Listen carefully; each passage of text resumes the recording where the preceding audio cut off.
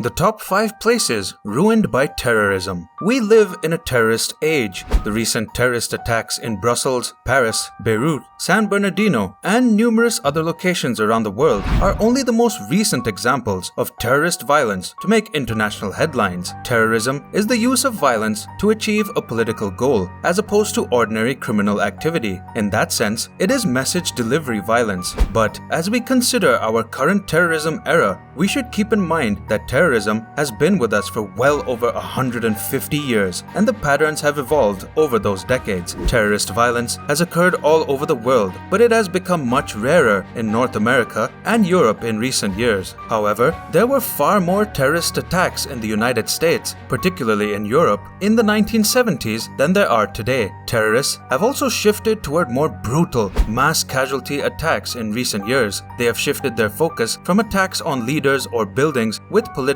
or military significance to softer civilian targets. So, without any further delay, let's start with the 5th place ruined by terrorists, which is the King David Hotel in Jerusalem.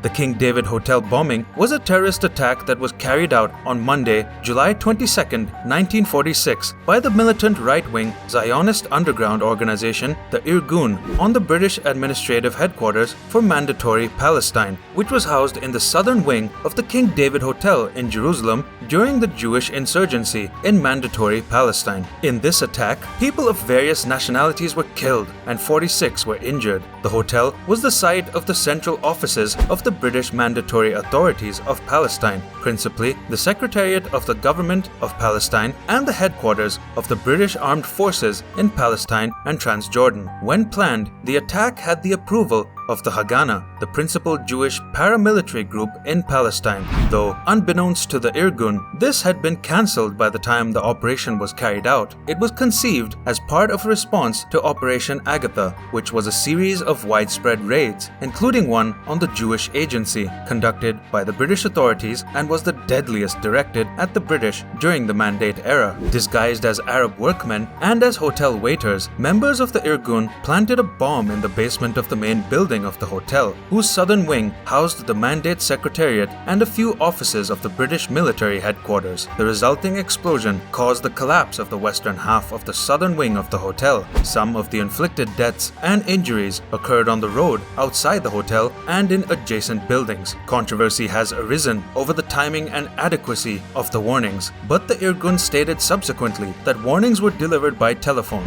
Thurston Clark states that the first warning was delivered by a 16-year-old recruit to the hotel switchboard 15 minutes before the explosion. On the other hand, the British government said after the inquest that no warning had been given by anyone at the Secretariat in an official position with any power to take action. Now, that's all about this attack. Let's move on to the second attack, which is on the US Marine Barracks in Lebanon.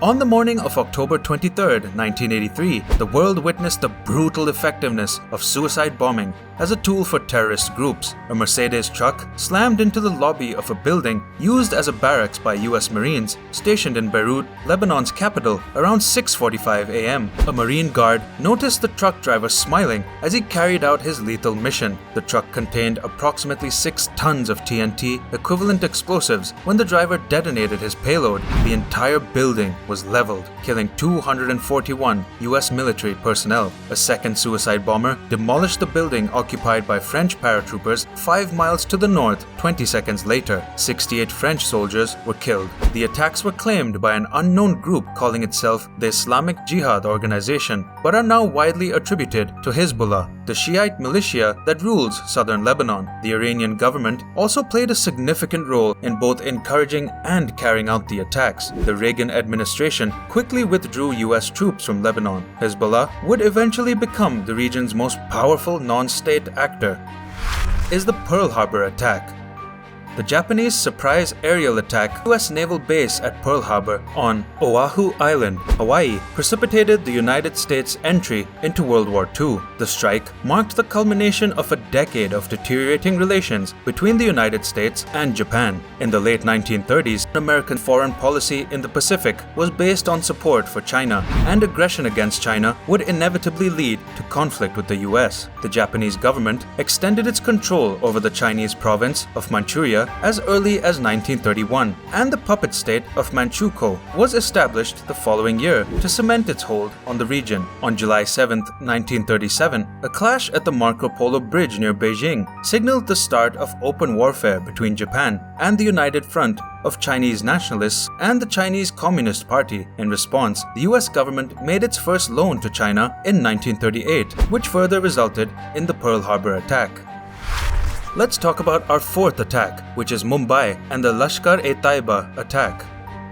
From November 26th to November 29th, 2008, two teams of 5 terrorists from the radical Islamist group Lashkar-e-Taiba (LET) attacked the Indian city of Mumbai with a coordinated series of shootings and bombings. The attackers used grenades and assault rifles to attack a train station, a cafe, 2 hotels, and a Jewish community center. The police appeared completely incapable of handling the situation for the first several hours of the attack, and by the time the terrorists were defeated, they had killed 164 people and injured 308 more. The LET terrorists' weapons and tactics provided a template that other terrorist groups have since followed to devastating effect. First by Al-Shabaab in a mall attack in Nairobi in September 2013, and more recently by the teams of attackers who terrorized Paris in November 2015.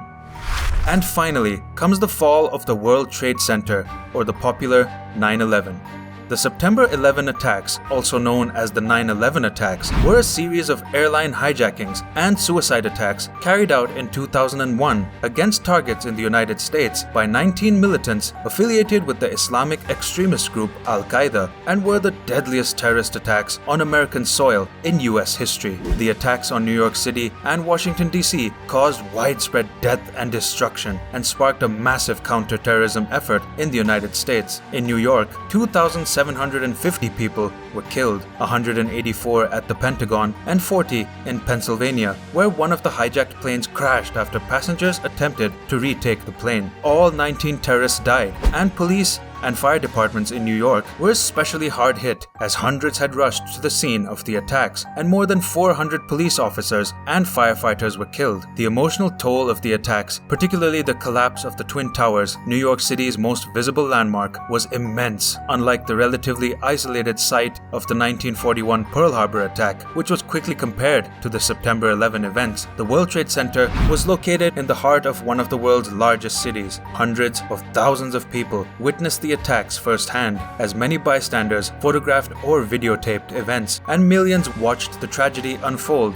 live on television. In the days that followed September 11, the footage of the attacks was replayed in the media countless times, as were the scenes of throngs of people struck with grievance gathering at Ground Zero, as the site where the towers once stood came to be commonly known, with photos of missing loved ones seeking some hint of their fate. Furthermore, global markets were severely shaken. The towers were located in the heart of New York's financial district, and the damage to Lower Manhattan's infrastructure, combined with fears of a stock market panic, forced New York markets to close for 4 trading days. Following that, markets suffered record losses. The attacks also stranded tens of thousands of people across the United States, as commercial airspace in the United States remained closed until September 13th, and normal service with more stringent security measures did not resume for several days. Al-Qaeda scored a huge tactical victory with the September 11 attacks. The strikes were well coordinated and hit multiple targets deep within the enemy's heart, and the attacks were amplified by being broadcast around the world to untold millions of people. And now, this ends the video with the top 5 places ruined by terrorist attacks. Let us know which attack you think was the most brutal. See you in the next video. Until then, goodbye.